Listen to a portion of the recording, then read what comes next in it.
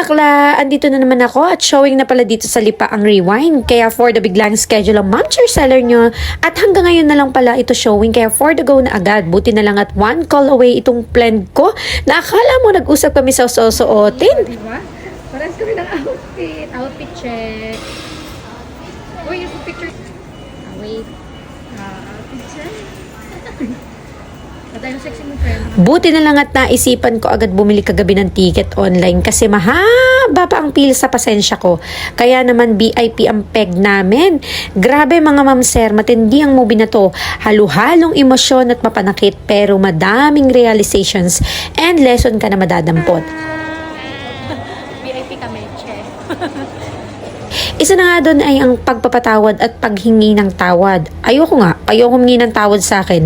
Charis, pero sa totoo, always choose to forgive. Hindi dapat ipairal ang ego. Learn to forgive even though ikaw ang may kasalanan. Gagi, nabasa ko lang yan sa realization ng iba.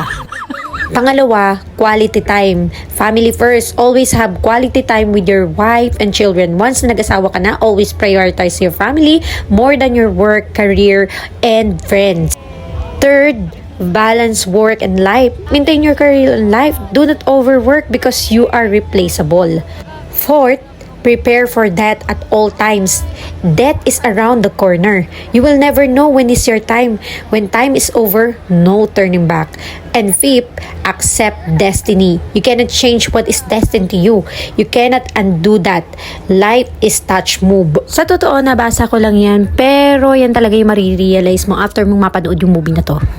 In short or in summary, pahalagahan natin ang bawat oras na ibinigay sa atin ni Lods dahil di natin alam kung hanggang saan ang inilaan na panahon sa atin. Basta rate ko ang movie na to na 100/10. Ito talaga ang movie na nakakaputang ina sa ganda. Kaya kung ako sa inyo, panoodin nyo na to. Yun lang!